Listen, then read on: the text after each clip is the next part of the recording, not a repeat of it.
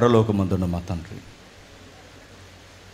ఉదయకాలం తండ్రి యవనస్తులతో మీరు మాట్లాడారు.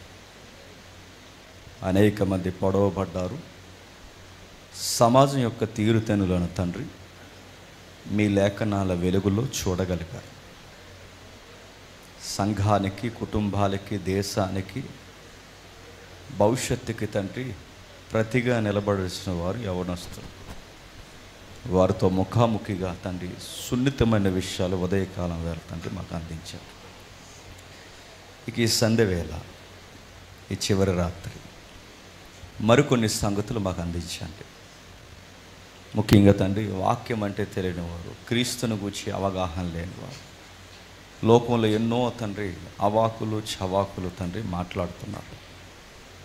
సోషల్ మీడియా వేదికగా తండ్రి ఆయన దైవత్వాన్ని ఎద్దేవా చేస్తున్న వాళ్ళు ఉన్నారు. ఆయన వ్యక్తిత్వాన్ని తండ్రి కలంకముగా మాట్లాడేవారు ఉన్నారు. వారిని తిట్టేది క్రైస్తవ్యం కాదు, కానీ ఆయన వాస్తవికతనేంటో తండ్రి తెలియచేసేదే క్రైస్తవ్యం. ఆయన ఏ విధంగా క్రైస్తవ్యానికి, పరలోకానికి మార్గదర్శకుడిగా నిలబడ్డాడు. మరొకసారి కొన్ని విలువలు మాతో మాట్లాడండి. అన్న ద్వారా ఎన్నో విలువైన సంగతులు, ఆయనలో మాదిరికరమైన సంగతులు తండ్రి మాకు అందించారు. మరికొన్ని నిరూపణతో కూడిన సంగతులు మాకు అందిస్తారని కోరుతూ అందరినీ మీ చేతులుగా అప్పగిస్తాం. క్రీస్తునామని ప్రార్థన సమర్పిస్తున్నాం తండ్రి, ఆమేన్. జాగ్రత్తగా మరికొన్ని విలువైన సంగతులు విందాం. ఉదయకాలం వేళ యవ్వనస్తుల సదస్సు దేవుడు ఘనంగా జరిగించాడు. ఇక ఈ సాయంకాలం క్రీస్తుని చుట్టూ మన సందేశం తిరగబోతుంది కనుక ఆయనను గూర్చిన కొన్ని గంభీరమైన సత్యాలు మనకు అవసరం. పెట్టబడిన టైటిల్ మీరు ఒకసారి ఆలోచించండి. పరలోకానికి చేర్చే క్రీస్తు మార్గదర్శకత్వం. ఆయనే డైరెక్షన్, ఆయనే ఆ వేకి డైరెక్టర్ కూడా. ఆయనను గూర్చిన విషయాలు అవగాహన లేదు సొసైటీకి. ఒక మాట నేను చెప్తాను, వినండి. ఇటీవల కాలంలో ఎక్కువ వినబడుతున్న మాటల్లో ఒక మాట మీకు జ్ఞాపకం చేస్తాను. చంపేస్తే చనిపోయినోడు కొరకు 2000 సంవత్సరాల నుంచి మీరు ఎందుకు ఏడుస్తున్నారు? పిచ్చా మీకేమన్నా అని అడుగుతున్నారు. ఒక దేవుడు అని అంటారు. ఆ దేవుడు అన్నవాడు దీనుడిగా వచ్చాడంటారా? వచ్చిన వాడు ఎవడో కొడుతుంటే మౌనంగా నిలబడ్డాడట. 3 మేకులు వేశారట. ఆ మేకులు ఆయన తీసుకోలేకపోయాడట. దీనికి ఒక ఫిలాసఫీ, దీనికి ఒక రిలీజన్, దీనికి ఒక వక్త, దీనికి ఒక ప్రసంగం, దీని మీద సదస్సులు, దీని మీద ఆర్గ్యుమెంట్లు. పిచ్చిపట్టిందిరా మీకు అన్నారు. ఈరోజు అలాంటి మాటలు మాట్లాడుతున్నారు బయట. దానికి డిఫెన్స్ ఇవ్వలేక మన వాళ్ళు ఏమంటున్నారంట, శాపగ్రస్తుడా అంటున్నారు. పోతావరా రే, త్వరలో పోతావు అంటున్నారు. అదా అని అడుగుతున్నాను. ఎవడో అడిగాడు, వాడు అడుగుతున్నది కొంచెం లాజిక్కే. 3 మేకులు ఆయన ఎందుకు తీయలేకపోయాడు? ఆయన మానవుల చేతుల్లో దేవుడు చనిపోవడం ఏంటి? ఈ డైరెక్షన్ మనకు అర్థం అవ్వాలి. పాపాల కొరకు చనిపోయాడంటే పాపాల కొరకు చనిపోయాడులే, అది యూనివర్సల్ ఆన్సర్. ఎందుకు చనిపోవాలి? గాలిన తిరుగుతున్న దానేగాడు కూడా ఈరోజు సోషల్ మీడియా ముందు కూర్చుని ఆ సుమన్ టీవీలో సరిగ్గా డ్రెస్ కోడ్ లేనోడు కూడా అక్కడ కూర్చొని మాట్లాడు యేసుక్రీస్తు వారిని ఎంత ఎద్దేవా చేస్తున్నాడండి. ఈ టీవీ వాళ్ళని అడుగుతాను, మనలాంటి వాళ్ళని ఎందుకు కూర్చోబెట్టరండి? మనల్ని కూర్చోబెడితే డిఫెన్స్ బాగుంటుంది. నేను అడుగుతున్నాను, ఈ రోజైనా అక్కడ ఒక జడ్జి కూర్చోవాలి, ఇక్కడ ఒక జడ్జి కూర్చోవాలి. లా తెలిసినోడు ఉండాలి, రిలీజన్ వే తెలిసినోడు ఉండాలి. నాకు ఒక మైక్ ఇవ్వాలి, ఆయనకు ఒక మైక్ ఇవ్వాలి. నీ ఆర్గ్యుమెంట్ నువ్వు చెయ్యాలి, నా ఆర్గ్యుమెంట్ నేను చేస్తాను. నేను నమ్మిన వాస్తవికత ఏంటో జాగ్రఫికల్ ఎవిడెన్స్తో ప్రూవ్ చేస్తాను. అప్పుడు నేను చెప్పినది నీకు సబబు, లాజిక్ కనిపించకపోతే అమాయక బతులు రాను. అప్పుడు నేను కూడా క్వశ్చన్స్ అడుగుతాను, దానికి నువ్వు ఆన్సర్ చెప్పగలవా? నేను డౌన్ చేయాలని నా ఉద్దేశం కాదు. వాస్తవికతను తృణీకరిస్తున్నావు, అది నాకు ప్రమాదం కాదు, మాకు ప్రమాదం కాదు, నీకు ప్రమాదం. ఏముంది బైబిల్లో? అందరిలా మనం మాట్లాడొద్దు. ఇది కోర్టు అనుకోండి, ఇలా 3 జడ్జిలు అనుకోండి. నేను డిఫెన్స్ లాయర్ని. రోజు కోర్టు ప్రాంగణంలో మీరు అందరూ ఉన్నారు. నేను నిజంగా చెప్తున్నాను, ఇది కోర్టు. ఇలా జడ్జిలు, సుప్రీంకోర్టు అనుకోండి, 3 జడ్జిలు ఉన్నారు, మెయిన్ బెంచ్. డిఫెన్స్ లాయర్ నేను. పీపీగా ఎవరు నిలబడతారు? నిలబడండి. పీపీ అంటే గవర్నమెంట్ సెక్టార్లో మీరు కేసు వేస్తే మీ తరపున ఎవరు నిలబడతారు? నిలబడండి. నేను డిఫెన్స్ చేస్తున్నాను. ఏంటి అసలు వాట్ ఈజ్ క్రిస్టియానిటీ? ఏంటి క్రైస్తవ్యం? ఎవడైనా పుట్టించేశాడా? ఒకవేళ ఎవడైనా పుట్టేసిన ముసుగు మనం మీదేసుకుని బతికేస్తే ఈ ఉన్న చిన్న జీవితాన్ని ఈ మతం అనే ముసుగులో మనం పాడు చేసుకుంటున్నామా? అందరిలాగా నవ్వము, అందరిలాగా వెళ్ళము, అందరిలాగా సినిమాలు చూడు, అందరిలాగా ఎక్కడ పడితే అక్కడ మనం బిహేవ్ చెయ్యం. ఇవన్నీ ఎందుకు చేయమంటే మన దగ్గర ఒక ఆన్సర్ ఉంది, సింగిల్ లైన్ ఆన్సర్. క్రైస్ట్ కొరకు ఇవేమి మేము చేయమని. ఆ క్రైస్టే అభూత కల్పన అయితే మనకు అంత పిచ్చోళ్ళు ఈ ప్రపంచంలో ఇంకెవరు ఉండరు. ఇంకా చూద్దాం, ఒకసారి వెళదాం. ఒక్క రెఫరెన్స్ టచ్ చేసి మనం దర్యాప్తులోకి బయలుదేరదాం, ఆర్గ్యుమెంట్లోకి వెళ్దామా? సరిగ్గా 1 అవర్లో ఆర్గ్యుమెంట్ అయిపోతే రెడీగా ఉండండి. ఓకే. తిమోతికి రాసిన మొదటి పత్రిక 3వ అధ్యాయం. తిమోతికి రాసిన మొదటి పత్రిక 3వ అధ్యాయం. 16వ వచనం చూడండి.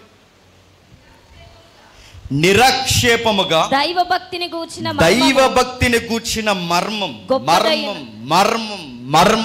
భక్తి మర్మం, సీక్రెట్స్ అంత ఈజీగా ఎవరికి అర్థం అవ్వు. నేను మళ్ళీ చెప్తున్నాను, క్రైస్ట్ నీకు ఎందుకు అర్థం అవ్వట్లేదంటే సీక్రెట్, మర్మం. ఆ మర్మం సుమన్ టీవీలో కూర్చుంటే చెప్పరు, ఆ మర్మం రచ్చబండిలో కూర్చుంటే చెప్పరు, ఆ మర్మం ఎక్కడెక్కడో సోది మాట్లాడితే చెప్పరు. దాని గూర్చిన పరీక్ష, దాని గూర్చిన అధ్యయనం, దాని గూర్చిన పరిశోధన అవసరం. అది మర్మం. దైవభక్తిని కూర్చున్న ఒక మర్మం ఉంది, సీక్రెట్ ఉంది. అది చాలా చాలా గొప్పది. ఏంటి సార్ మర్మం అంటే ఏంటి సార్, సీక్రెట్ అంటే ఏంటి సార్, అంత గొప్ప సీక్రెట్ ఏముంది సార్ అని అడిగితే ఆన్సర్ అర్థమయ్యేలా చెప్తున్నాడు. చాలా మందికి అర్థమవుతుంది కానీ చెప్తున్నాడు. చూడండి ఏమని చెప్తున్నాడు కిందకి. ఆయన ఆ మర్మం దైవాన్ని గూర్చిన ఆ మర్మం, దేవుణ్ణి గూర్చిన ఆ మర్మం. మనకి తెలుగులో ఇలా రాయబడింది మూలంలో, ఆ దేవుడు శరీరుడుగా ప్రత్యక్షమయ్యాడు. ఏమయ్యాడట? దేవుడే దీనుడుగా ఇలాలోకి వచ్చాడు. సీక్రెట్. దేవుడు మనిషిగా రావడం ఏంటి? అదే మర్మం. ఆయన మానవుడిగా వచ్చాడనడానికి విట్నెస్ ఇస్తున్నాడు. చూడండి, రైటర్ మాట్లాడుతున్నాడు అక్కడ. ఆత్మ విషయమై నీతి పరుడని తీర్పు. ఇప్పటి వరకు అన్నవాదించింది అదే, ఆత్మ విషయమై, ఆయన గుణగణాల విషయమై నీతిమంతుడు, నాలో పాపముందని ఎవరైనా చెప్పగలరని ఎప్పటికీ ఆ స్టేట్మెంట్ అలాగే ఉంది. చెప్పలేరు, చెప్పినా వాళ్ళు ఒకరోజు తప్పు అయిపోయిందని చెప్పి తీసుకొట్టుకుంటారు. ఆయన నీతిమంతుడు, క్యారెక్టర్ ఉన్నవాడు. ఇంకా ప్రూవ్ చేస్తున్నాడు. చూడండి, దేవదూతలకు కనబడాడు. ఎప్పుడు? ఆయన జననం జరిగినప్పుడు వార్త ప్రకటించింది ఎవరండి? దేవదూతలు. గొర్రెల కాపర్లకి వార్త చెప్పింది ఎవరండి? దేవదూతలు. ఆయన మరణించినప్పుడు అక్కడ కావలగాసింది ఎవరండి? దేవదూతలు. ఆయన ఆరోహణమవుతున్నప్పుడు మరలా వచ్చింది ఎవరండి? దేవదూతలు. ఇవన్నీ ఏంటి? ఎవిడెన్స్. సరే, మాకు విజిబుల్ ఇన్విజిబుల్ ఎవిడెన్స్ మాకు అర్థం అవ్వట్లేదు అంటారేమో. దేవదూతలు అంటే కనబడవు కదా. మాకు విజిబుల్ అంటే కనబడే ఎవిడెన్స్ మాకు కావాలి. ఇన్విజిబుల్ ఎవిడెన్స్ మాకు వద్దంటే కింద ఒక ప్రకటన చరిత్రలో ఆగుతున్నాడు. చూడండి, రక్షకుడు అనే జనాల్లో ప్రకటింపబడును, లోకమందు నమ్మబడును, ఆరోహణుడై తేజోమయుడై ఉండను. ఇదిగో మీకు దేవదూతలని ఒక అదృశ్య సాక్ష్యం మీకు నచ్చకపోతే చరిత్ర పుటలు తిరగేయండి.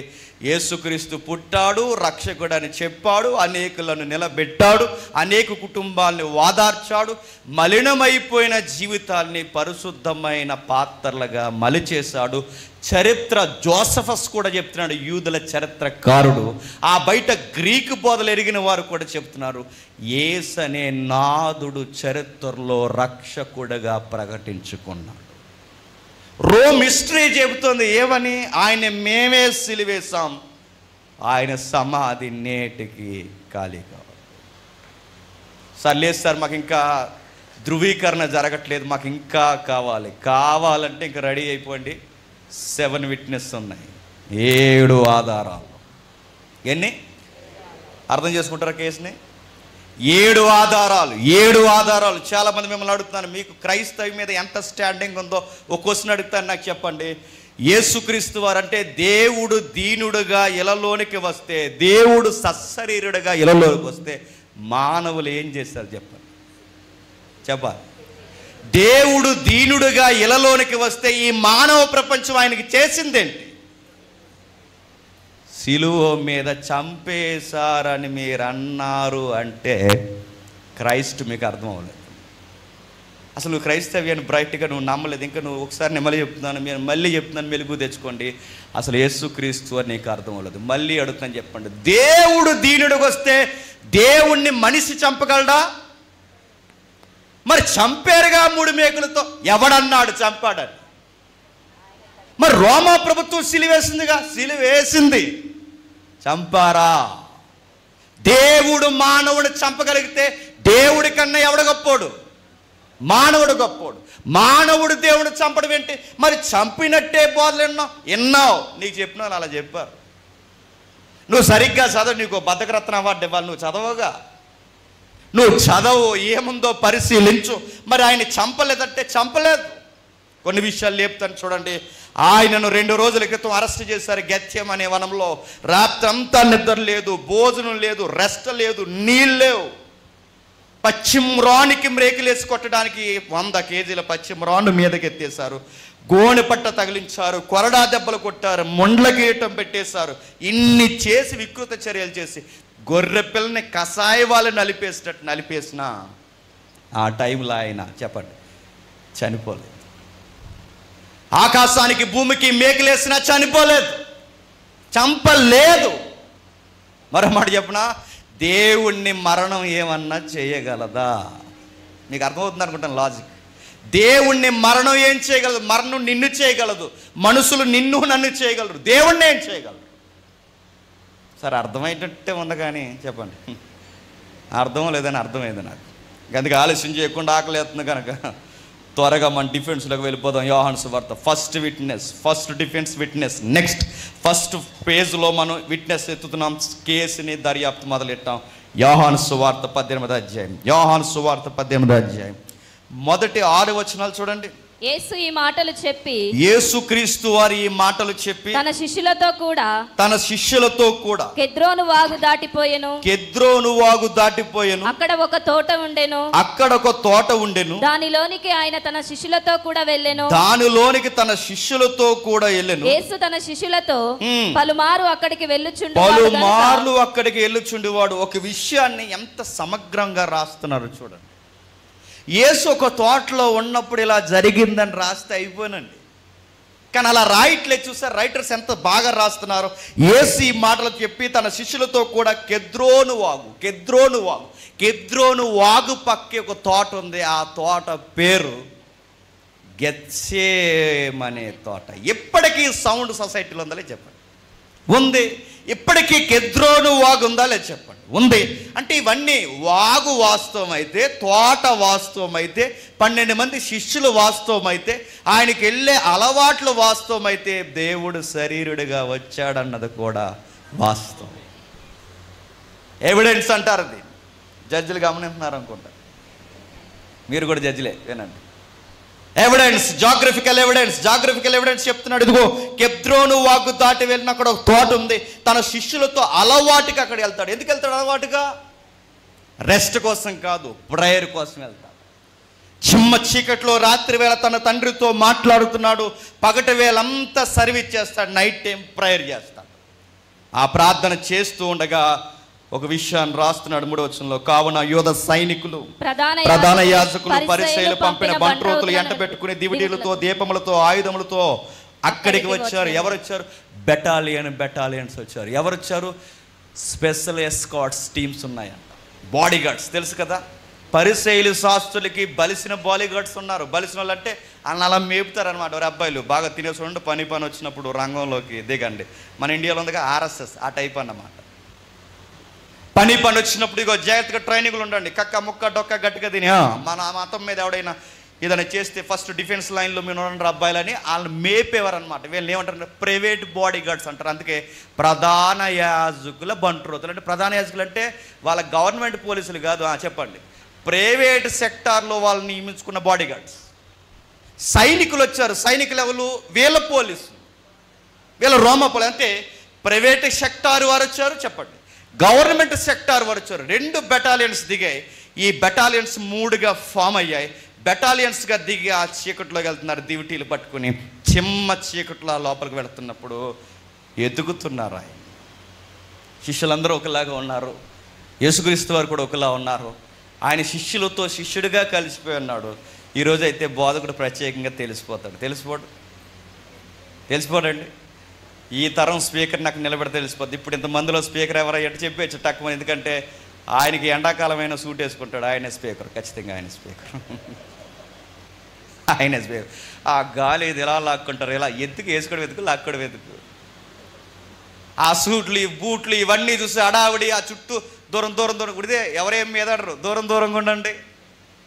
ఎడావడంతా తెలిసిపోద్దా ఆయనే స్పీకర్. కానీ యేసుక్రీస్తు వారు తెలియరు. ఎందుకంటే శిష్యులతో శిష్యులు మమేకమైపోయాడు. యోహాన్ని యేసుక్రీస్తు వారిని చరిత్రకారులు చెప్తారు, దగ్గరకు ఒకేలా ఉంటారంట ఇంచుమించు. ఆ పొడవ గడ్డాలు, నిలువు టంకీలు, ఆ ring long hair, golden hair, వీళ్ళంతా ఒకేలా ఉంటారు. యూదులు కనుక గడ్డాలు పెంచుతారు, జుట్లు పెంచుతారు, వాళ్ళ నిలువు టంకీలు ధరించుకుంటారు. ఇలా ఉంటారు కనుక అందరూ ఒకలా ఉంటే వాళ్ళ విట్నెస్ను కూడా పట్టుకుని వచ్చారు. ఎవడు విట్నెస్? యేసుక్రీస్తు వారి ట్రెజరీ మెంబర్ విట్నెస్. యేసుక్రీస్తు వారు సందా అకౌంట్స్ మెయింటైన్ చేస్తున్న వాడి విట్నెస్. ఈడే దెబ్బ కొట్టాడు. వాడు వచ్చాడు, ఆడొక సింబల్ ఇచ్చాడు, దానికి ఒక సైన్ చూపిస్తున్నాడు. సార్ అందరూ ఒకలా ఉంటారు, అందరిలో ఈయనే అని గుర్తుపెట్టాను, మీకు ఒక సైన్ ఇస్తాను, గుర్తిస్తాను. ఏంటంటే ఒక హగ్గిస్తాను, చెప్పండి, ఒక ముద్దిస్తాను. నేను ఎవరికైతే హగ్గిచ్చి ముద్దిస్తానో ఆయనే మీరు ఎతుకుతున్న నజరేయుడైన యేసు. ఆడగ్గు ముద్దు ఇవ్వకుండానే యేసుక్రీస్తు ఎదురొచ్చేసాడు, నిలబడ్డాడు. పోలీసులు అందరూ తిరుగుతున్నారు. యేసుక్రీస్తు వారు వెళ్ళి వాళ్ళని అడుగుతున్నాడు 4వ వచనంలో. యేసు తనకు సంభవింపబోయినవన్నీ ఎరిగిన వాడే వారి యొద్దకు వెళ్ళి మీరు ఎవరిని ఎతుకుచున్నారని వారిని అడిగాను. వారు నజరేయుడైన యేసునని ఆయన ఉత్తరమిగా యేసు ఆయనను నేనే అని వారితో చెప్పెను. ఆయనను అప్పగించిన యూదాయు వారి యొద్ద నిలుచుండెను. ఆయనను నేనే వారితో చెప్పగా వారు వెనుకకు తగ్గి నేల మీద పడిరి. Note this point. A pen ఉంటే ఆ పెన్నుతో అండర్లైన్ చేయండి. ఏమని చెప్తున్నాడు చూడండి. అక్కడికి వెళ్ళిన తర్వాత ఆ బలగాలు వచ్చారు. ఆ బలగాలు వచ్చిన తర్వాత వాళ్ళు అడుగుతున్నారు. ఏమని అడుగుతున్నట్టు, మేము నజరేయుడైన యేసుని ఎదుగుతున్నామంటే వాళ్ళకి ఎదురెళ్ళి అడిగారు, మీరు ఎవరిని ఎదుగుతున్నారు? నజరేతులో పుట్టిన యేసుని. అరెస్ట్ వారెంట్లు ఉన్నాయి, సాక్షి ఉన్నాడు, తీసుకొచ్చారు, నిలబెట్టారు, అడుగుతున్నప్పుడు మీరు ఎదుగుతున్న నజరేయుడైన యేసుని నేనే అన్న. నేను అడుగుతున్నాను, భయపడిపోయేవాడు, దాక్కుండిపోయేవాడు, మనలాంటి మానవుడైతే ఇక్కడ లేడు, చెప్పండి. ఇప్పుడే ఇక్కడి నుంచి వెళ్ళిపోయాడు. యోధాకు 2 సైకిల్ చేసి చెప్పకరే, తర్వాత మాట్లాడుకుందాం అన్నాడా? నేను అనకూడదు కానండి, లైవ్ వెళ్తుంది అనకూడదు. కానీ వీళ్ళు మనల్ని క్వశ్చన్లు వేసి మన భక్తిని ఎద్దేవి చేస్తారు. మనం తిరగేసి క్వశ్చన్లు వేస్తే మోసం అయిపోతాయి. మళ్ళీ చెప్తున్నాను, మీరు నమ్మిన నమ్మకాల్లో మేము తిరగేసి ప్రశ్నలు అడిగితే దొంగ బాణాలు ఏమన్నా వేశాడా? నేను మారువేషం వేసుకుని ఆడదానిలో వచ్చి తలాము తకదిమని ఆడిని చెప్పిస్తాను ఏమని అన్నాడా? ఎవరిని ఎత్తుకుతున్నారు మీరు అన్నాడు. ఎవరిని ఎత్తుకున్నారు? ఇదిగో నజరేయుడైన యేసుని.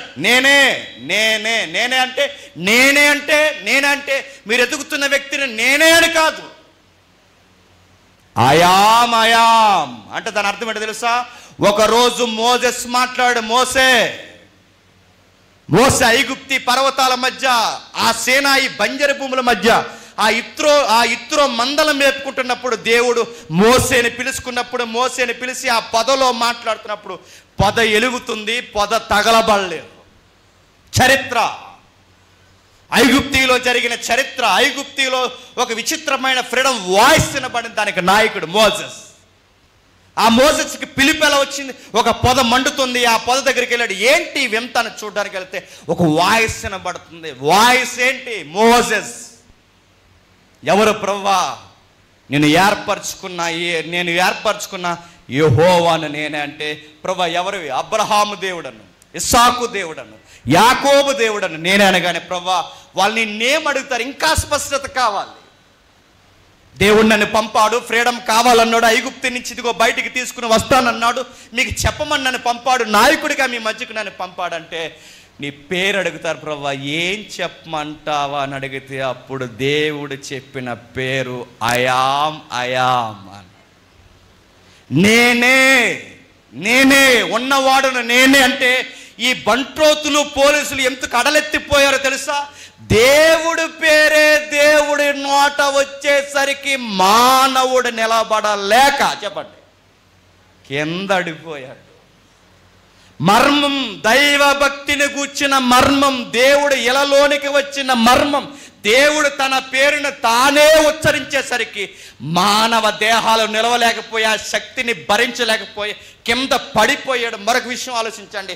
ఒకవేళ ఆయనకి 3 మేకలు అంటే భయమైతే, ఆయనకి సిలువ అంటే భయమైతే, ఆయన పట్టేయడానికి వచ్చారన్నది భయమైతే, ఈయన కింద పడిపోయి బెంబేలు ఎత్తిపోయినప్పుడు అక్కడి నుంచి ఆయన ఏమవ్వాలి చెప్పండి? సైడ్ అయిపోవాలి. అయ్యాడా? నన్ను అరెస్ట్ చేయండి అన్న. మరో విషయం ఏమో తెలుసా? మీరు నన్ను అరెస్ట్ చేయండి, ఈ అమాయకులకి ఏమీ తెలియదు, వదిలేయండి. పేదరు కత్తి లోపల పెట్టు, పేదరు నేను చెప్తానండి, పేతుని కానీ వదిలేస్తావు అక్కడ ఉండండి. అక్కడ అప్పటికే పేదరు డైలాగులు కొట్టాడు. చాలామంది అంటారు ఆయన అరెస్ట్ తీసుకెళ్ళిపోతే ఎవరేం చేయకపోవడం పెట్టి పేతుని కానీ దువ్వేసి వదిలేశాడో. పెద్ద కత్తులు వేసుకుని వచ్చిన వాళ్ళ దగ్గర చిన్న కత్తితో సేవ నరికేయడంటే మామూలు ఫైటర్ కాదు. ఎవరు చెప్పండి? పేతుని వదిలేసి మిగిలిన శిష్యులను రెచ్చగొడితే జలేతు అనబడిన సీమోను ఉంటాడు. మీరు ఇంటికి వెళ్ళి చదవండి. జలోత్ అంటే ఉగ్రవాది తెగది. ఆ తెగ నుంచి వచ్చిన ఫాలోవర్ కూడా యేసుక్రీస్తు దగ్గర ఉన్నాడు. ఆ ఉగ్రవాదిని దువ్వితే ఆ రాత్రి గెచ్చమనే వనంలో ఆయన అరెస్ట్ చేయగలరా చెప్పండి? అరెస్ట్ చేయలేరు. కసాయి వారి చేతికి గొర్రె పిల్లను అప్పగించుకున్నట్టు, కసాయిల చేతికి మూగజీవిని అప్పగించుకున్నట్టు తనను తానే చెప్పండి వాళ్ళ చేతికి అప్పగించుకున్నాడు. ఇప్పుడు డిఫెన్స్ అడుగుతున్నాను. ఫస్ట్ పాయింట్లో ఆయన అరెస్ట్ చేశారా? అరెస్ట్ చేయడానికి అనుమతి ఇచ్చాడా చెప్పండి? ఎవడు ఆయన అరెస్ట్ చేసేది చెప్పండి? ఎవడు ఆయన అరెస్ట్? పలుమార్లు దేవాలయం నుంచి వెళ్ళిపోయాడు, పలుమార్లు పట్నం నుంచి వెళ్ళిపోయాడు. ఇప్పుడు ఇంకా బాగా వెళ్ళిపోవచ్చు. అసలే చీకటి, దీపాల కింద పడేసారు, ముందుకు పడిపోయారు. ఇప్పుడు వెళ్ళిపోవాలంటే ఎవడు పట్టుకోగలడు? ఎదురెళ్ళాడు, అరెస్ట్ చేయమన్నాడు. మాట్లాడుతుండగా ఇదిగో ఒక మాట అన్నాడు, ఈ అమ్మాయిలకి ఏమీ తెలియదు, పంపించండి, మీ ఇష్టం వచ్చినట్టు నన్ను చేసుకోండి. అంటే ఈయన చంపలేదు, చంపబడడానికి ఈయనే చెప్పండి సిద్ధమవుతున్నాడు. పేస్టు రెండవ డిఫెన్స్కి వెళ్దాం. మత్తయి సువార్త 27వ అధ్యాయం, మత్తయి సువార్త 27వ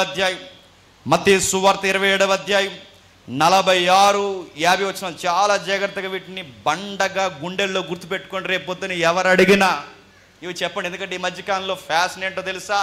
మన బైబుల్లో రెఫరెన్స్ మనకే చూపిస్తున్నారు. మరి ఇదేం విడ్డూరమో అంటే మన వాళ్ళు చదువుతలేదని. ఇదిగో మీ మత్తయి సువార్తలు ఎలా చూడ, మీ లూకా సువార్తలు ఎలా ఉందంటే ఈసారి అయ్యా టీ ఎడతానికి ఎక్కడ పోకు, టీ తాగు, ఇదిగో నీకు కొన్ని విషయాలు ఈ 7 పాయింట్లు చూపించండి. అడిగి అన్నీ చెప్పండి. నువ్వు పొరపాటు పడుతున్నావు. ఎవడో చెప్పిన అరువు సూత్రాలు, దావా సూత్రాలు, అరువు సూత్రాలు మీదేసుకుని వచ్చి పెద్ద జ్ఞానులా మాట్లాడు.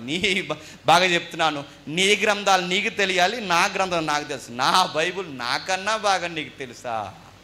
కూర్చోబెట్టండి, టీ ఇవ్వండి, 3 రోజెస్, రంగు రుచి చిక్కదనం అదిరిపోతుండండి అని చెప్పండి. పేస్టు మత్తయి సువార్త 27వ అధ్యాయం 46 వచనం. ఇంచుమించు 3 గంటలప్పుడు యేసుక్రీస్తు వారు ఏలీ ఏలీ లామా సబక్తానా అని బిగ్గరగా కేక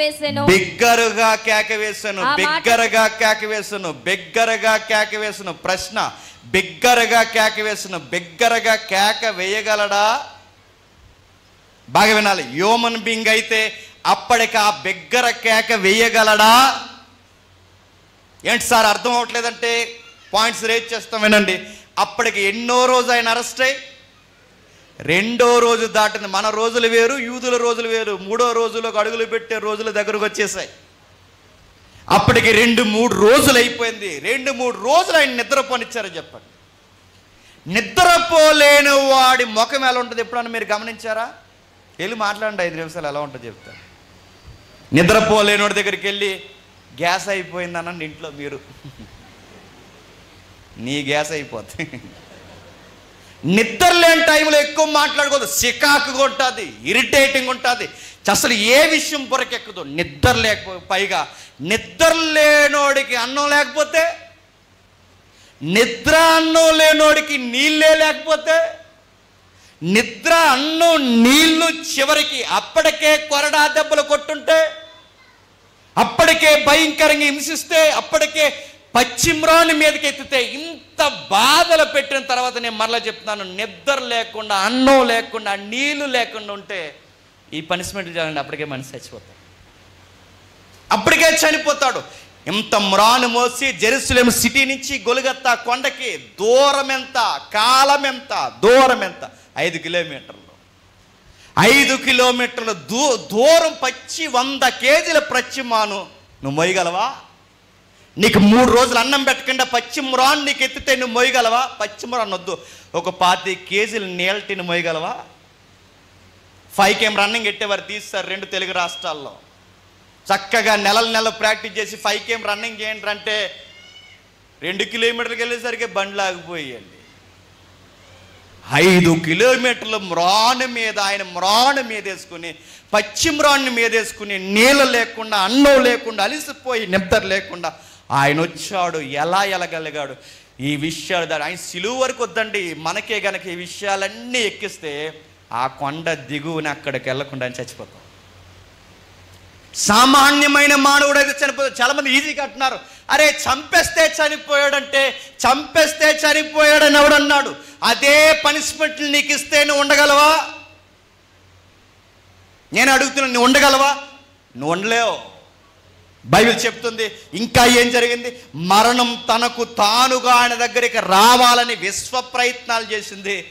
ఆయన పర్మిషన్ ఇవ్వకపోతే మరణం కూడా చెప్పండి రాలేదు. మరణం నువ్వు వద్దన్నా నీ దగ్గర చుట్టంలా వస్తుంది, మరణం వద్దన్నా నీ దగ్గరికి స్నేహితుడిలా వస్తుంది, మరణం వద్దన్నా నీ దగ్గరికి నా దగ్గరికి నీడలా తిరుగుతాడు. ఆయన పర్మిషన్ లేకుండా మరణం ఆయన దగ్గరికి రాదు. ఆగుద్దంతే. రావద్దంటే రాదు. ఎందుకంటే ఎండిన ఎముకల్లో జీవాన్ని ఇవ్వగలిగిన వాడు, కుళ్ళిన శవాల్ని సజీవంగా మార్చగలిగిన వాడు, లేవలేని 30 సంవత్సరాల రోగిని సజీవంగా నిలబెట్టిన వాడు, ఆయన దేహంలోనికి మరణం వస్తుందంటే ఆయన విల్లింగ్ లేకుండా రాగలదా? నెవర్, రాదు. అందుకే రెండవసారి డిక్లేర్ చేస్తున్నాడు. మత్తయి ఎంత బాగా రాస్తున్నాడు చూడండి. అదే 27వ అధ్యాయం 50వ వచనం చూడండి. యేసు మరలా బిగ్గరగా కేక వేసి, మరలా బిగ్గరగా కేక వేసి, బిగ్గరగా కేక వేసి అంటే బిగ్గరగా ఆ టైములో సామాన్యులు కేక వేయలేరు. బిగ్గరగా వస్తుందా? మీకు ఉదయం నుంచి సాయంత్రం వరకు ఈ సెషన్స్ పెడితేనే మీ ముఖాలు ఎలాగైపోయినాయి చూడండి. 3 రోజులు ఉపవాస గుడికి పెడితే కొంతమంది ఎలా మాట్లాడతారు తెలుసా? స్లోగా మాట్లాడతారు. Slow praise Lord brother. అలవాటు అంటే ఫాస్టింగ్లో ఉన్నావు నువ్వు. లింగుమని ఓఆర్ఎస్లు తాగేసి, డ్రై ఫ్రూట్స్ తాగేసి, మజ్జిగలు తాగేసి, ఈ ఉపవాసానికే నీ ముఖం ఇలా అయిపోయి ఫాస్టింగ్లో ఉన్నాం బ్రదర్ అని నీ దొంగ ఉపవాసానికి ఎంతో వాలిపోతే ఆయనకి భోజనం లేదు, నీళ్ళు లేవు, నిద్ర లేదు. అలాంటి టైంలో కేక్ వస్తుందా అని అడుగుతున్నాను. మరొక విషయం తెలుసా? మెడికల్ ప్రకారం, మెడికల్ టెంపర్లో అడగండి. అప్పటికే గెచ్చమనే వనములో చాలా బ్లడ్ పోయింది ఆయనకి. చెమట రంధ్రాల్లోంచి చాలా బ్లడ్ వచ్చేసింది. అంత బ్లడ్ బయటకు వచ్చినప్పుడు ఆ వాయిస్ ఎలా వస్తుంది? నార్మల్ హ్యూమన్ బీయింగ్ అయితే ఆ వాయిస్ ఇవ్వగలడా? సామాన్యుడైతే ఆ వాయిస్ని రేట్ చేయగలడా? చేయలేడు. ఈయనెవరు? ఇదిగో మానవ ఆకారంలో కనబడుతున్న కదిలే దేవుడు. ఆయన దేవుడు గనకే శరీరం ఏమీ చేయలేదు ఆయన్ని, మనుషులు ఏమీ చేయలేరు ఆయన. అందుకే ఆయన ఒక ఎప్పటికీ నిలిచిపోయే ఒక స్టేట్మెంట్ ఇచ్చాడు. ఒకసారి చూడండి, యోహాను సువార్త 10వ అధ్యాయం. యోహాను సువార్త ముగించుకుందాం. 10వ అధ్యాయం 17వ వచనం నుండి. యోహాను సువార్త 10వ అధ్యాయం 17వ వచనం నుండి. నేను దాన్ని మరలా తీసుకొనున్నట్లు నా ప్రాణం పెట్టుచున్నాను. నేను మరలా తీసుకున్నట్టు నా ప్రాణము పెట్టుచున్నాను. ఇందువలననే నా తండ్రి నన్ను ప్రేమించుచున్నాడు. నా తండ్రి నన్ను ప్రేమించుచున్నాడు. ఎవడును నా ప్రాణము తీసుకొనడు. ఎవడును నా ప్రాణము తీసుకొనడు. నా అంతటా నేనే దాన్ని పెట్టుచున్నాను. నా అంతటా నేనే. ఇప్పుడు చెప్పండి, రోమా పోలీసులు ఆయన ప్రాణం తీశారా? నో. సైనికులు ఆయన ప్రాణం తీశారా? లేదు. మనుషులు ఆయన ప్రాణాన్ని తీయగలరా? లేదు. ఆయనే చెప్తున్నాడు, ఎవ్వడును నా ప్రాణాన్ని తీయలేడు, నా అంతట నేనే. చెప్పండి, నా ప్రాణం పెట్టాలన్నా నేను ఒప్పుకోవాలి, ప్రాణం ఉండాలన్నా నేను ఒప్పుకోవాలి. ఎందుకంటే నా పేరేంటి తెలుసా? ఆ రోజు మేరీకి చెప్పాడు, మేరీ ఒక విషయం చెప్పాలి, పునరుద్ధానము జీవము నేనే. అంటే దాని అర్థం ఏంటి చెప్పండి? రాబోతున్న జీవితానికి జీవాన్ని నేనే, కదులుతున్న ఈ మానవ ప్రపంచ జీవానికి జీవితాన్ని నేనే, కర్తను నేనే, క్రియను నేనే. నా ప్రాణం ఎవ్వరు తీయలేదు. రోమీలు చంపేస్తే చనిపోయేంత అమాయకుని కాదు, 3 మేకులు వేస్తే పీక్కోలేక చనిపోయినని కాదు, 3 మేకులు కాదు, 300 మేకులు వేసినా నేను చనిపోవాలనుకుంటేనే చనిపోతాను. 300 మేకులు వేసినా నేను చనిపోకూడదనుకుంటే చనిపోను. నా ప్రాణం నేను పెడుతున్నాను. నా ప్రాణం మీద నాకు అధికారం ఉంది. యోధ పట్టించేస్తే దొరికేసాను అనుకుంటున్నారా? నా శిష్యులే దొంగ మాటలు మాట్లాడితే దొరికేస్తాను అనుకుంటున్నారా? ఈ పోలీసు నన్ను పట్టేసుకుంటే అమాయకంగా ఉండిపోయినా నో, ఇది నా డైరెక్షన్ అన్నాడు ఆయన. ఇది నా మార్గదర్శకత్వం. నేను పరలోకానికి ఒక వే రెడీ చేస్తున్నాను అన్నాడు. మూడోది ఇంకా ఏం చెప్తున్నాడు? 3వ ఆధారం చూద్దాం. చూడండి, యోహాను సువార్త 19వ అధ్యాయం. జాగ్రత్తగా నోట్ చేసుకోండి. యోహాను సువార్త 19వ అధ్యాయం 28వ వచనం చూడండి. అటు తర్వాత సమస్తమును అప్పటికి సమాప్తమైనదని యేసు ఎరిగి లేఖనము నెరవేరునట్లు నేను దప్పికొనుచున్నాను. లేఖనము నెరవేరినట్లు నేను దప్పికొనుచున్నాను. ఒక మాట అడుగుతున్నాను, చెప్పండి. మళ్ళీ క్వశ్చన్స్ రేజ్ చేస్తున్నాను, చెప్పండి. అప్పటికి ఎన్ని రోజుల నుంచి నిద్ర లేదు ఆయనకి? 2-3 రోజుల నుంచి నిద్ర లేదు. అప్పటికి ఎన్ని రోజుల నుంచి భోజనం లేదు ఆయనకి? 2-3 రోజుల నుంచి భోజనం లేదు. అప్పటికి ఎన్ని రోజుల నుంచి నీళ్ళు లేవు ఆయనకి? 2-3 రోజుల నుంచి నీళ్ళు లేవు. ఆయన బరువు ఎంత బరువు మోసాడు? 100 కేజీల పచ్చిమ్రాను అడావుడుగా తీసుకొచ్చారు. ఎన్ని కిలోమీటర్లు నడిపించారు? 5 కిలోమీటర్లు నడిపించారు. కొండ ఎత్తు భాగానికి ఎక్కించారు. చాలా అలిసిపోయాడు, బ్లడ్ అంతా పోయింది. కొరడాలతో కొట్టినప్పుడు యెషయాలో స్టేట్మెంట్ ఉంది, నాగలతో దున్నినట్టు దున్నేశారు. ఎంత బ్లడ్ పోయింది, చాలా అలిసిపోయాడు, నిద్ర లేదు, భోజనం లేదు. ఇలాంటి టైంలో బాగవేనండి, ఇంత అలిసిపోయిన వాడికి మనకి ఎప్పటికీ ఆశ్చర్యంగా ఉండేది, లేఖనం గుర్తుందంట ఆయనకి. ఏం గుర్తుంది? లేఖనం గుర్తుందంటే లేఖనాలు ఈ టైంలో గుర్తుంటాయా? మీ కుటుంబ సమస్యలు ఎక్కువైపోయినప్పుడు మీ దగ్గరకు వచ్చి రెఫరెన్స్ అడిగితే మీరేమంటారు? 2 రోజులు పోయే కనబడండి అంటారు. కుటుంబ సమస్యలు, ఏదన్నా రోగం వచ్చి మంచం పడి డాక్టర్ గారు ఏమీ చెప్పకుండా ఇలా చూసాడు అనుకోండి, ఏం చెప్పకుండా ఇలా చూసి జాగ్రత్తగా అన్నాడు అనుకోండి, ఏమంటావు అని అడుగుతున్నాను. ఇంకంతే మోసం అయిపోతాయి మనకి. ఉంటావా అని అడుగుతున్నావు. అరే, ఒక డిసీజ్ వస్తే నీ మైండ్ ఖరాబ్ అయిపోద్ది, ఒక ఫ్యామిలీ ప్రాబ్లమ్స్ వస్తే నువ్వు డిప్రెషన్లోకి వెళ్ళిపోతావు, నీది ఏదన్నా ఎగ్జామ్ ఫెయిల్ అయిపోతే నీకు ఆలోచనలు ఉండవు, మర్చిపోతావు, కంగారుగా ఒకటి చేయబోడు చేస్తావు. అరే, చిన్న శ్రమలకే మన మైండ్ అటెన్షన్లో ఉండకపోతే ఆయన మానసిక స్థితిని ఇంచు కూడా శ్రమలు కదపలేకపోయాట. ఇంచు ఆయన మానసిక స్థితిని ఇంచు కూడా కదపలేకపోయాయి. ఆయన మహాజ్ఞాన శక్తి ఎంత బాగుంది చూడండి. ఎప్పుడో ఉన్న లేఖనం నెరవేరాలి గనకే ఇప్పుడు తప్పుకుంటున్నాను అన్నాడట. చూడకుండా, తడుముకోకుండా సెకండ్స్లో చెప్పండి, లేఖన ముందు ఇలా నెరవేరవలసి ఉంది గనక ఇలా దప్పుకొనుచున్నాను అన్నాడు. ఎక్కడో ఆ లేఖనం ఉందని జ్ఞాపకం చేస్తున్నాడు. సెకండ్స్లో చెప్పండి, అది ఎక్కడుందో మనకి జ్ఞాపకం ఉందా? మధ్యాహ్నం ఉదయం టిఫిన్ తినేస్తాం, మధ్యాహ్నం భోజనం చేస్తాం, సాయంత్రం భోజనం రెడీగా ఉన్నాం, వారం అంతా తినేస్తాం. తినిన కూర తినకుండా తినేస్తాం. 3 పూట్ల 3 పూట్ల తినేసిన మనకే జ్ఞాపకం లేదు. ఇన్ని ప్రసంగాలు విన్నా మనకే జ్ఞాపకం లేదు. అసలు భోజనము నీళ్లు లేనప్పుడు ఆయన మానసిక స్థితి ఎంత బాగుందో చూడండి. ఆయనకి జ్ఞాపకం ఉంది. ఆ లేఖనం ఎక్కడుందంటే 69వ కీర్తనలో. 69వ కీర్తనలో ఉన్న మాట ఈయనకి జ్ఞాపకం చేస్తున్నాడు. రాయబడిన ప్రకారం ఇది జరుగుతున్నది. నెక్స్ట్ ఇక్కడ చిన్న లాజిక్ ఉంది. రాయబడిన ప్రకారం అంటే తలరాత కాదు. రాయబడిన ప్రకారం అంటే భవిష్యత్తు ఎరిగిన దేవుడు ఇలా జరుగుద్దని ముందే తెలుసు గనక ముందుగా జరగబోయే విషయాలు రాశాడు. ఇలా జరుగుతున్నాయని ముందే చెప్పాడు కనుక ఇదంతా వాస్తవమని ధృవీకరించడానికి లేఖనాన్ని చూపించాడు తప్ప లేఖనంలో చెప్పాడు గనక చనిపోవట్లేదు, చనిపోతాడు గనక లేఖనంలో ముందే చెప్పాడు. అర్థం అవ్వలేదంటే మళ్ళీ చెప్తాను. నెక్స్ట్ అంటే ఇలా చెప్పాడు కనుక ఇది తలరాతండి, అలా జరుగుద్ది. దేవుడు అలా నిర్ణయించలేదు. బాగా వినండి. ఇలా జరుగుద్దని దేవుడు కోరుకున్నాడు, జరగబోతుంది. ఆ జరగబోయే దేవుడు ముందు చూశాడు. అంటే దాని అర్థం ఏంటి? ఇప్పుడు నువ్వు ప్రార్థన అయిన తర్వాత ఈ మెట్టులు దిగుతుండగా నువ్వు ఏం మాట్లాడతావో నీ నోట మాట రాకముందే దేవుడికి సమస్తము తెలుసు. ఇలా మాట్లాడుతావని ముందే ఆయన గ్రంథంలో రాసుకుంటాడు. అంటే భవిష్యత్తు తెలుసు కనుకే లేఖనం ముందు రాయించాడు. ఏమని రాయించాడు? ఇదిగో నా కుమారుడు దప్పుకుంటాడు అన్నట్టుగానే చెప్పండి, దప్పుకుంటాడు. ఇప్పుడు చెప్పండి, ఆయన మానసిక స్థితి చాలా బాగుంది, ఆయన స్థిరత్వం చాలా అద్భుతంగా ఉంది. అందుకే ఆయన ఎవరు ఏమీ చేయలేరు. అందుకే ఆయనకు ఒక ట్యాగ్లను ఇచ్చారు, మాస్టర్ ఆఫ్ హిమ్సెల్ఫ్ అన్నారు.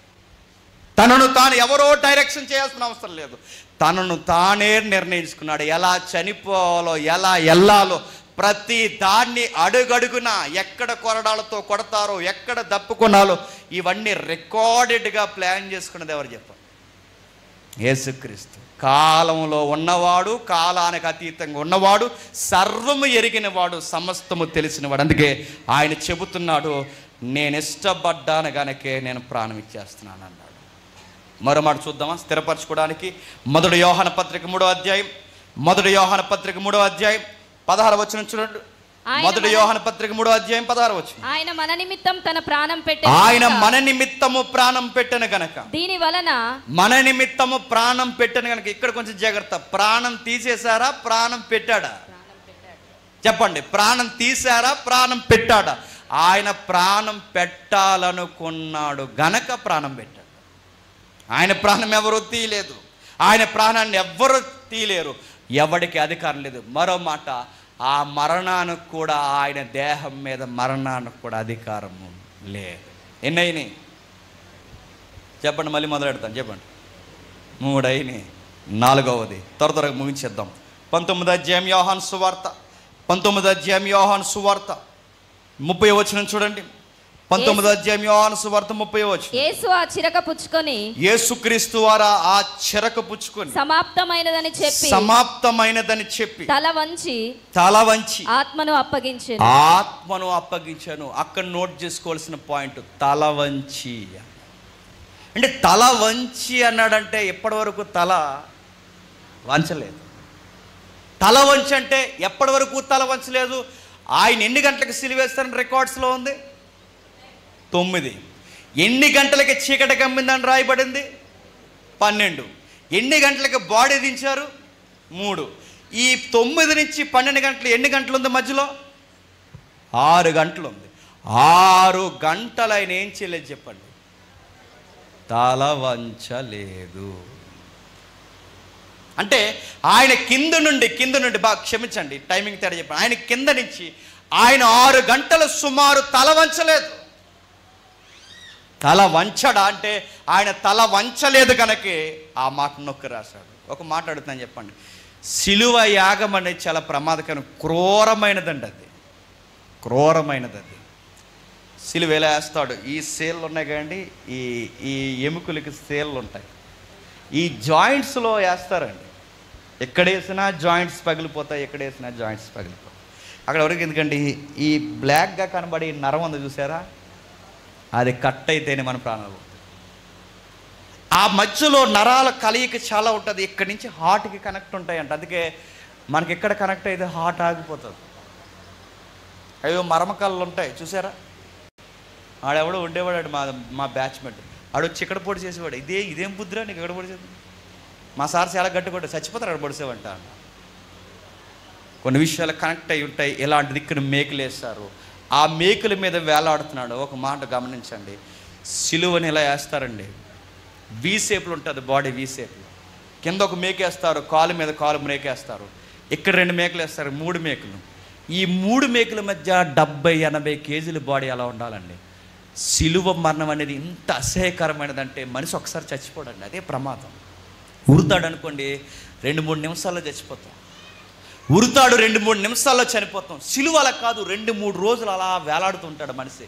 ఎలా చనిపోతాడంటే మెల్లమెల్లగా మెల్లమెల్లగా మెల్లమెల్లగా మెల్లమెల్లగా మెల్లమెల్లగా, అంటే శ్వాస ఆగిపోవడం, అంతర్గత అవయవాల లోపల బ్లీడింగ్ అయిపోవడం, లోపల మనిషి కుసించిపోవడం స్లోగా. అందుకే అది కావాలని హింసాకాండకి ప్రత్యేకంగా చూపించేదే సిలువ. మేకేశారు. ఆ ఖైదీలు ఎలా ఊగుతారంటే ఇలా వీ షేప్లో ఉంటారు కదా, మీరు ఎప్పుడైనా గమనించుకోండి. కూర్చున్నప్పుడు బ్రీతింగ్ ఒకలా ఉంటుంది, లేచినప్పుడు బ్రీతింగ్ ఒకలా ఉంటుంది. మన స్టమక్ కంఫర్ట్గా ఉండాలని లేచినప్పుడు బ్రీతింగ్ ఒకలా ఉంటుంది, కూర్చున్నప్పుడు బ్రీతింగ్. ఈ ఖైదీలు ఏమైపోతారంటే ఈ ఒకే మేకు మీద నిలబడాలి, 80 కేజీల బాడీ. ఆ నిలబడలేక ఆ బాడీ మేకు ఆ ఎముకల్ని గిచ్చుతుందండి. ఆ బాడీ నిలబడలేక ఇలా ముందుకు వంగుతారు, చేతుల మీదకి వస్తారు. మళ్ళీ ఆ మేకులు నిలబడలేక బ్రీతింగ్ అందదు, ఇలా ముందుకు వచ్చిన వెంటనే మళ్ళీ బ్రీతింగ్ అందాలని మళ్ళీ పైకి వెళతారు, మళ్ళీ కిందకి దిగుతారు, మళ్ళీ పైకి వెళతారు, మళ్ళీ కిందకి దిగుతారు, మళ్ళీ పైకి వెళతారు. ఇలా కొన్ని 100 సార్లు తలదించుతారు. ఇప్పుడు గమనించండి, ప్రభు తల దించలేదంట. ఎందుకు తల దించలేదు? ప్రశ్న. మీరు ఎవరైనా ఎన్సీసీ చేశారా? ఎన్సీసీ అంటే ఏంటంటే అంతే సంగతులు. ఇంకా ఎన్సీసీ చేసిన వాళ్ళు కానీ పోలీస్ ట్రైనింగ్లో ఉన్న వారిని అడగండి, వాళ్ళకి నెలలు సంవత్సరాలు ట్రైనింగ్ ఇస్తారండి. లాస్ట్ ఒక పీరియడ్ ఉంటుంది, బేస్ లైన్ మీద పీరియడ్ ఉంటుంది. ఇలాగా ఆ ముగ్గుతో లైన్ వేసిన తర్వాత బేస్ లైన్ అంటారు దాన్ని. అందరినీ స్ట్రైట్గా నిలబెడతారు, ఫిట్గా రెడీ చేస్తారు. డ్రిల్ అంతా ఆ మార్చ్ డ్రిల్ చేస్తున్నప్పుడు కొన్ని గంటలు నిలబడతారు. ఎందుకంటే అప్పటికి వీళ్ళందరూ వస్తారుగా, ఈ రాజకీయ నాయకులు వస్తారు, సుపీరియర్ ఆఫీసర్స్ వస్తారు. వీళ్ళందరూ వచ్చినప్పుడు ఆ జెండాకు వందనం చేసే ముందు ఇలా స్టిఫ్గా నిలబడాలండి. అలా గంటలు నిలబడాలి, కదలకూడదు, ఇలాగే చూడాలి. క్యాప్ కదలకూడదు, ఇన్సర్ట్ లూజ్ అవ్వకూడదు, సరిగ్గా అది ఇలా స్టమక్ అంటుకొని ఉండాలి, అది ఇలా సరిగ్గా ఉండాలి. ఆ పోలీస్ ట్రైనింగ్ ఇచ్చింది, అది ఇలా నిలబడతారు, అలా నిలబడాలి, ఫిట్గా నిలబడతారు. సంవత్సరాలు ట్రైనింగ్ ఇస్తారు, నెలలు ట్రైనింగ్ ఇస్తారు. విషయం ఏంటి తెలుసా?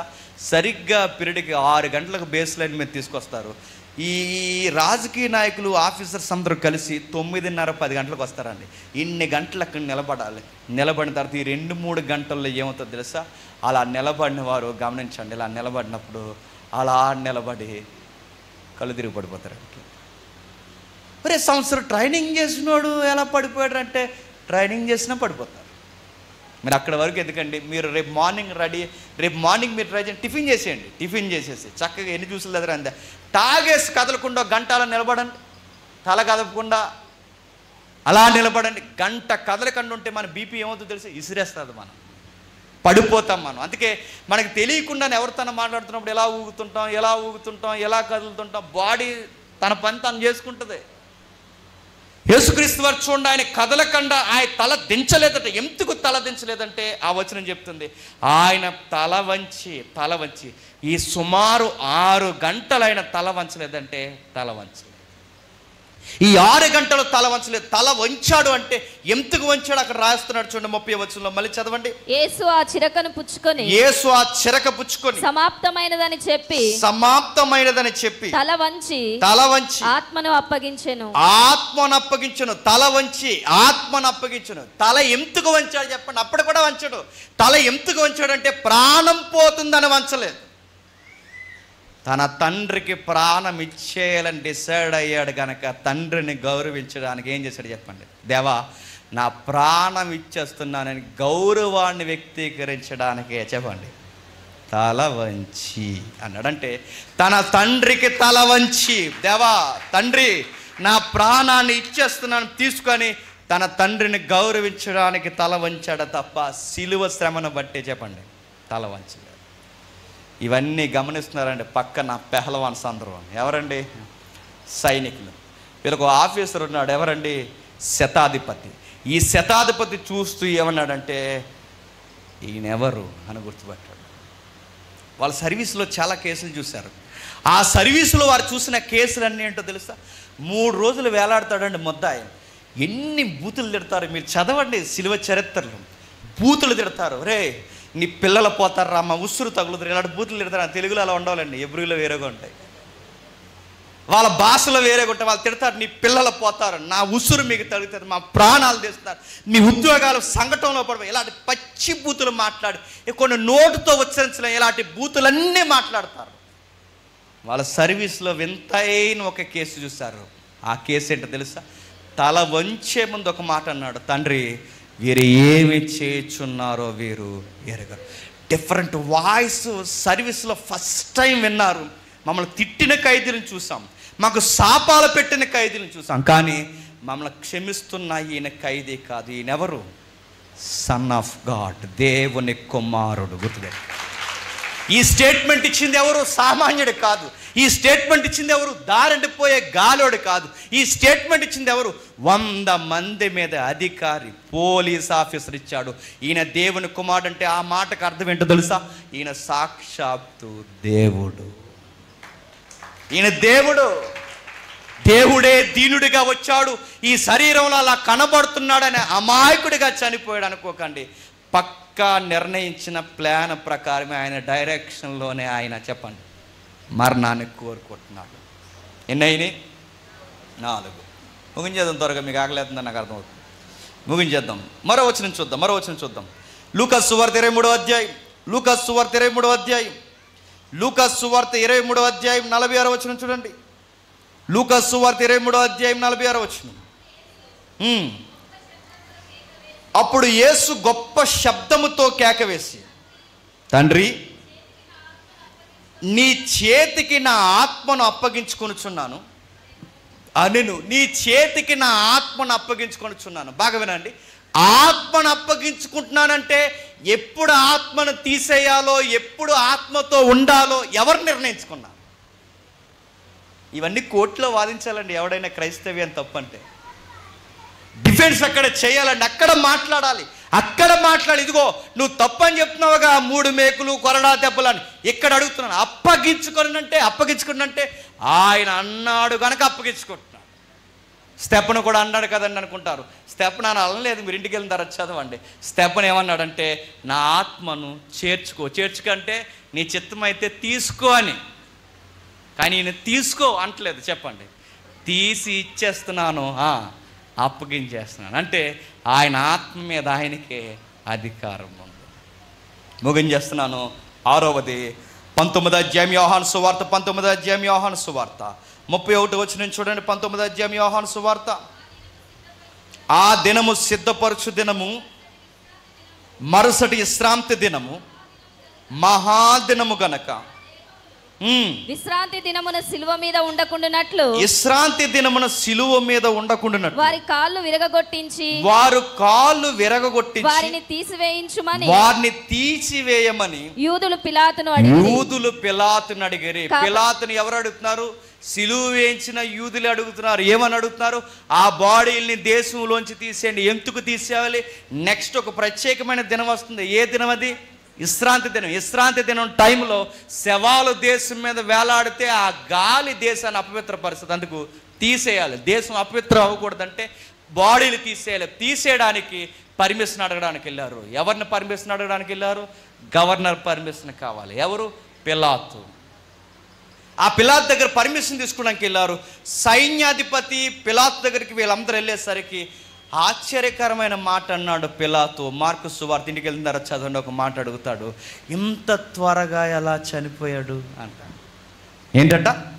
ఇంత త్వరగా ఎలా చనిపోయాడు అంటే ఎంత త్వరగా చనిపోడా? 9 గంటలకు సిలువ, 3 గంటలకు దించేస్తున్నారు. ఈ సుమారు 6 గంటల వ్యవధిలో ఎలా చనిపోయాడు అంటే సిలువ మీద వెంటనే చనిపోరా? ఎన్ని రోజులు ఉంటారు? 2-3 రోజులు ఉంటారు. 2-3 రోజులు ఉండాల్సిన వాడు ఇంత త్వరగా ఎలా చనిపోయాడంటే ఆయన చనిపోవాలనుకున్నాడు గనక చనిపోయాడంతే. పిలాతుకి ఆశ్చర్యం, అరే ఏ బాడీ అయినా 3 రోజులు ఉండాలి, ఎలా చనిపోయాడు రా అంటే ఆయన చనిపోవాలనుకున్నాడు, చనిపోయాడు. 3 గంటలకే ఇంతకు బాడీని దించేయాల్సి వచ్చిందంటే పస్కా పశువును కూడా ఎన్ని గంటలకు బలేస్తారు చెప్పండి? సరిగ్గా సంధ్య వేళ 3 గంటల వ్యవధిలో అతికే ఆ టైంకి పస్కా బలి పశువుగా చనిపోవాలనుకున్నాడు, చెప్పండి, చనిపోయాడు. ఇన్ని ఆధారాలు మనకు చూపిస్తున్నాయి. బైబిల్ చెప్తుంది ఆయన 3 మేకలేస్తే చనిపోడు, 300 మేకలేసినా చనిపోడు, 3 లక్షల మేకలేసినా చనిపోడు. ఆయన చనిపోవాలనుకుంటే చెప్పండి చనిపోతాడు.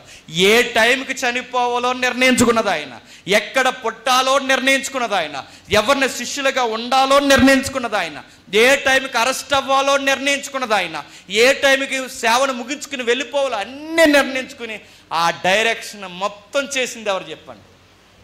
ఆయనే. ఇది మర్మం, దైవాన్ని కూర్చిన గొప్ప మర్మం.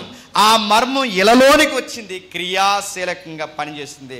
ఇక 7వది చివరిది మత్తయి సువార్త 27వ అధ్యాయం, మత్తయి సువార్త 27వ అధ్యాయం 51, 52 వచనాలు చూడండి.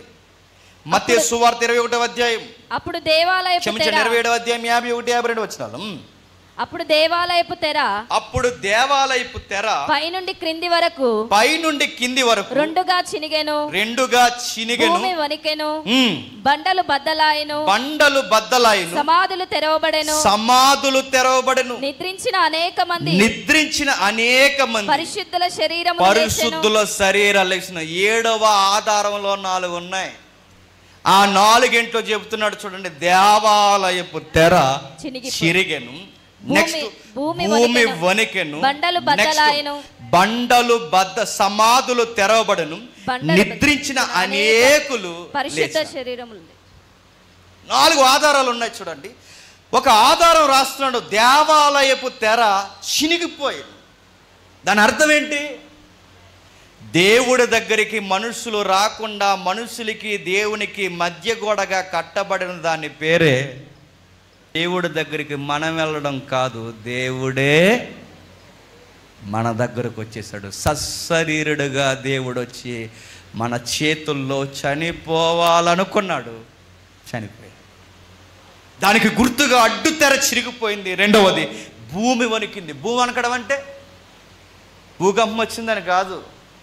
భూమి వణకడం అంటే అందరూ అన్నారు భూకంపం వచ్చింది. భూకంపం కాదు. భూమి వణకడం అంటే భూమికి ఒక కక్ష ఉందో తెలుసు కదా, తన చుట్టూ తాను తిరుగుతూ సూర్యుని చుట్టూ తిరిగే దానికి ఒక కక్ష ఉంది. భూమి తన కక్షలో వణికిందంట. తన 24 గంటల టైం లైన్లో వణికింది. తన ఇయర్ టైం లైన్ ఏవైతుందో సూర్యుని చుట్టూ కొట్టే ప్రదక్షిణలో వణికింది. ఎందుకు వణికింది?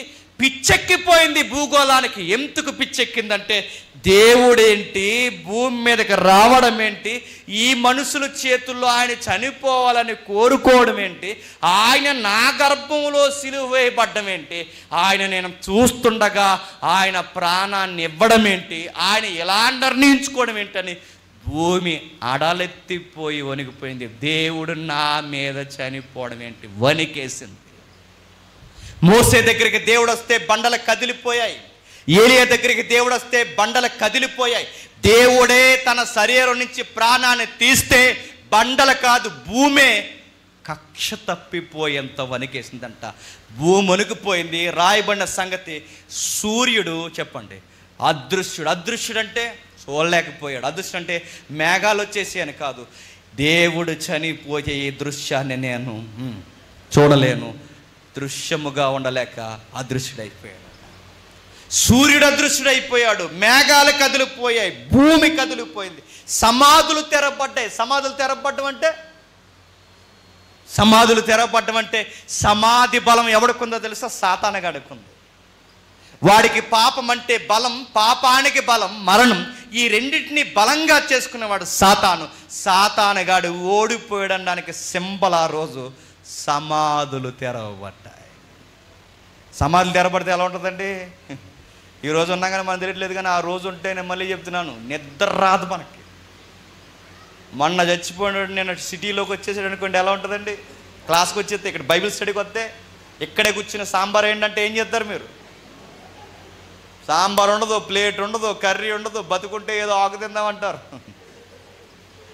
సమాధులు తెరవబడ్డాయి, సాతానుగాడు ఓడిపోయాడు, నిద్రించిన వారు లేచారు. నిద్రించిన వారు లేవడం అంటే సమాధులు తెరవబడడం సాతాను ఓటమి, నిద్రించిన వారు లేవడం దేవుని విజయం. గుర్తుపెట్టుకోండి. ఇన్ని విట్నెస్లు ఉన్నాయి, ఇన్ని ఆధారాలు ఉన్నాయి.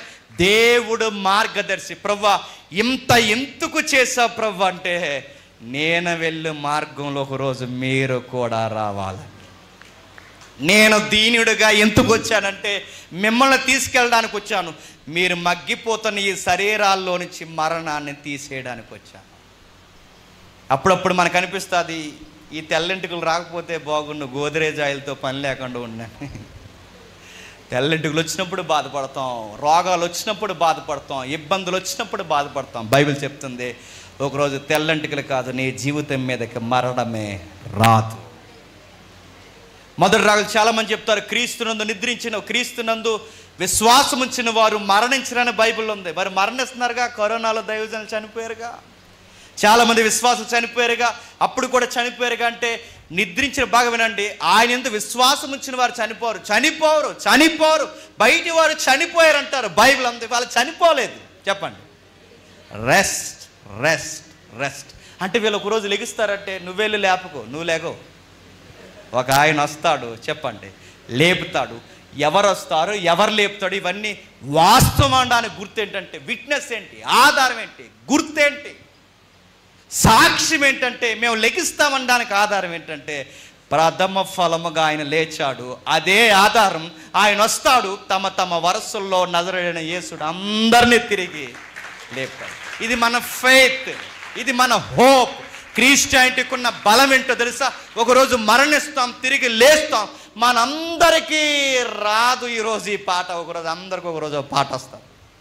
ఇప్పుడే నేర్చుకుని ఇంటికి వెళ్ళిన తర్వాత ఆ రోజు ఖచ్చితంగా పాట పడతాం. ఆ పాట ఏంటో తెలుసా? మరణమా నీ విజయం ఎక్కడ, మరణమా నీ ముళ్ళెక్కడ, మరణపు ముళ్ళు పాపం, పాపానుకున్న బలం మరణం. అది ఆ రోజు ఎరవబడుతుంది. లేచిన పరిశుద్ధులందరూ ఒకరోజు పాట పాడతారు, మరణమా సిగ్గుపడిపోయి నీకు మా మీద అధికారము లేదు. ఇలా జరుగుద్దని చెప్పడానికి ఆ రోజు ప్రాక్టికల్గా ఆ రోజు నిద్రించిన వారు తిరిగి లేచారు. ఇప్పుడు చెప్పండి, దైవభక్తిని గూర్చిన మర్మం ఇది. దేవుడు ఇలాలోనికి వచ్చాడు, 7 గుర్తులుగా మనకు చూపించాడు. చనిపోవాలనుకున్నాడు, అనుకున్న టైంకి చనిపోయాడు. ఆయన నిద్రించాలనుకున్నాడు, నిద్రించాడు. తిరిగి లేవాలనుకున్నాడు, తిరిగి లేచాడు. ఎలుతీలుతో ఒక మాట ఇచ్చాడు, మరలా వస్తానన్నాడు. ఈరోజే రావచ్చు, రేపే రావచ్చు, ఈ వారంలో రావచ్చు, ఏ రోజు వస్తాడో తెలియదు. ఇదే తగిన సమయము, బాప్టిజాలు తీసుకోండి. ఇదే మారు మనసుకి అనుకూలమైన సమయం, రక్షణలోనికి రండి. ఆయన వస్తే ఎవరిని గుర్తుపడతాడంటే, ఆయన గుర్తుపెట్టేది ఒకటే, ఆయన యందు విశ్వాసం ఉంచిన వారిని గుర్తుపెడతాడు. చేయి పట్టుకుంటాడు, మేఘాల మీద చూస్తుండగా అలా తీసుకెళ్ళిపోతాడు. చాలామంది మళ్ళీ వంకర ప్రశ్న అడిగారు సుమన్ టీవీలో, మేఘాల మీద ఎలా తీసుకెళ్తారు, మరీ అబద్ధాలు, మేఘాల మీద ఎలా వెళ్తారంటే నీకు అర్థం అవదలే. మేఘాల మీద ఎలా తీసుకెళ్తారంటే కొంచెం సైన్స్ తెలియాలి రయ్యా. మేఘాల మీద అంటే డైమెన్షన్ వేరేది. డైమెన్షన్ అంటే ఏంటంటే అంతే సంగతులు. ఇంకా డైమెన్షన్ అంటే మనం ఉన్నది 3 డైమెన్షనల్. దేవుడు వచ్చేది చాలా డైమెన్షన్స్ ఉన్నాయి, 10 డైమెన్షన్స్ ఉన్నాయి. ఆ డైమెన్షన్లో బాగా ఉండండి, మెటీరియల్తో సంబంధం లేదు, స్పేస్తో సంబంధం లేదు. ఆ డైమెన్షన్ వేరు. అది మేఘాల మీద వెళ్ళగలదు, తలుపులు మూయబడి ఉండగా లోపలికి వెళ్ళగలదు, శిష్యులతో తినగలదు, చూస్తుండగా అదృశ్యం అవ్వగలదు, బండ మూయబడి ఉండగా బయటికి రాగలదు, మేకులు గాయాలు చూపించగలదు, తోటమాల్లా కనబడగలదు, మరలా మేఘాల మీద వెళ్ళగలదు, అదృశ్యం అవ్వగలదు. ఇది ఏంటి సార్ అర్థం అవట్లేదంటే, అదే మన ఊహలకం, దాన్ని డైమెన్షన్ అంటారు. దాన్ని నువ్వు ఇది నమ్మో, మేఘాల మీద దేవుడు వచ్చి మనుషుల్ని తీసుకెళ్తే నమ్మవు, కానీ మేఘాల మీద దున్నపోతు వస్తుందంటే మేము నమ్మాలి. ఎందుకంటే నన్ను డీటెయిల్గా అడగని బాగోదు. నువ్వు ఇది నమ్మో, అలా వస్తుందంటే నమ్మాలి. మేము అడిగితే అడుగుతున్నాను, మేము ఎందుకు అడగమంటే, ఇతరుల మతాలను మనం ఎందుకు ఎద్దేవచ్చి చేయమంటే, మన దేవుడు మనకు అది నేర్పించలేదు. మన దేవుడు గొప్పవాడు, మన దేవుడు ఉన్నతమైన వాడు. మీలాగే ప్రశ్నలు అడగడం మేము స్టార్ట్ చేస్తే లోకంలో రిలీజన్ వేలో వారు స్టార్ట్ అవుద్ది. మా దేవుడు మాకు అది నేర్పించలేదు. మా దేవుడు గొప్పవాడని నేర్పించాడు. ఆయన మార్గదర్శనం నేర్పించాడు. మాకు సూత్రం ఇచ్చాడు. నేను వచ్చాను, మరణించాను, తిరిగి లేచాను, మళ్ళీ వస్తాను. వధువు సంగమా, చిన్న మంద, ఏ విషయానికి భయపడకు, సిద్ధముగుండు, వధువు సంగమా సిద్ధంగుండు, తీసుకెళ్ళిపోతా అన్నాడు. సిద్ధపడండి, సిద్ధముగుండండి, దేవుడు త్వరలోనే రాబోతున్నాడు. దేవుడు మిమ్మల్ని దీవించునుగా. ప్రార్థన చేసుకుందాం. ప్రార్థన. పరలోకమందున్న మా తండ్రి, మొదటి వర్తమానంలో రెండవ వర్తమానంలో విలువైన సంగతులు విన్నారు తండ్రి. నిత్యత్వానికి ఆయనే సరి అయిన మార్గదర్శి తండ్రి. ఆయన ఏ విధముగా మాదిరి మార్గదర్శకంగా ఉన్నారో మొదటి విషయాలు చెప్పారు తండ్రి. రెండో విషయంలో తండ్రి, ఆయన మార్గదర్శకత్వాన్ని ఆయనే నిర్ణయించుకున్నాడని మేము వినగలిగేలా తండ్రి మాతో మాట్లాడారు తండ్రి. నిత్యత్వానికి, నిత్య జీవానికి ఈయన కాకపోతే ఇంకెవరు తండ్రి ఆధారం? 3 మేకులు తీసుకోలేకపోయాడని అక్కడితోనే ఆగిపోతున్నారు కానీ తండ్రి, ఆయన ఎందుకు తీయకండాలో ఉండిపోయాడు అన్నది, ఎందుకు ముందుకు వెళ్ళలేకపోతున్నారు ఇప్పటికీ? ఆ సాతానగాడి క్రియలు విచిత్రంగా ఉంటాయి తండ్రి. తండ్రి, ఆయన చంపేస్తే చనిపోలేదు తండ్రి, ఆయన చనిపోవాలనుకున్నాడు కనుక చనిపోయాడు తండ్రి. నిర్ణయింపబడిన ప్రకారం మనుషు కుమారుడు వెళ్ళిపోయాడు తండ్రి. మనుషులు ఏమీ చేయలేరు తండ్రి. ఇది మర్మం.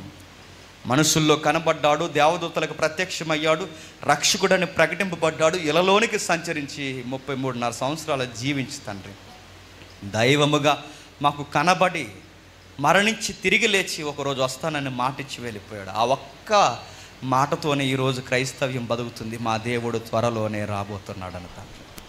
ఈ ఊపిరి లాంటి మాట తండ్రి మా గుండెల్లో మేము దాచుకుని తిరుగుతున్నాం తండ్రి. ఒకరోజు మేమందరం కలిసి పాట పాడతాం. ఏ మరణానికైతే ఈ లోకం ఏడుస్తుందో, ఏ మరణానికైతే తండ్రి కుమిలిపోతుందో, ఏ వ్యాధుల్ని ఎదిరించలేక తండ్రి బెక్క చచ్చిపోయి ఈరోజు తండ్రి మార్గాలు మూసుకుపోయి ఏడుస్తుంది, ఆ మరణం మీదే ఒకరోజు మేము పాట పాడబోతున్నాం. దేవా, మరణమా నీ విజయం ఎక్కడా, మరణమా నీ ముళ్ళెక్కడా ఆ రోజు మేము పాట పాడతాం తండ్రి. దానికి ముందుగా మీ సుతుడు దైవం తండ్రి మాకు ముంగుర్తుగా ధైర్యం ఇవ్వడానికి ప్రథమ ఫలముగా ఆయన లేచాడు. అదే మాకు ఆధారం తండ్రి. రేపు ఆయన వస్తాడు, మమ్మల్ని కూడా తిరిగి లేపుతాడు. ఈ మాటలైన వారిని అందరినీ దీవించండి. అన్న పరిచర్యను తండ్రి విస్తరింపచేయండి. ఆయనకి ఇచ్చిన బిడ్డలను తండ్రి మనుషుల దయలో మీ దయలో కాపాడండి. తనకి సహకరిస్తున్న తండ్రి అన్నలు ఎవరైతే ఉన్నారో వాళ్ళందరినీ తండ్రి ఆత్మీయంగాను, భౌతికంగాను, ఆర్థికంగా అన్ని ఈవులను అనుగ్రహించండి తండ్రి. కూడి వచ్చిన మీ బిడ్డలందరినీ జ్ఞాపకం చేసుకోండి. రేపటి దినాన తండ్రి వారి స్థానిక దైవజనులతో వారు కలిసి ఆరాధించుకోవడానికి తగిన అనుకూలత తండ్రి వారికి దయచేస్తారని కోరుతూ, వేదిక మీద ఉన్న సేవకుల్ని వారి కుటుంబాలను ఆశీర్వదిస్తారని అర్థిస్తూ, మమ్మల్ని శత్రులుగా భావించి మమ్మల్ని తక్కువ చేసిన వారు ఎవరైనా ఉంటే క్షమిస్తారని కోరుతూ క్రీస్తున్నామని ప్రార్థన సమర్పిస్తున్నాం తండ్రి. Amen, amen, amen. సరే.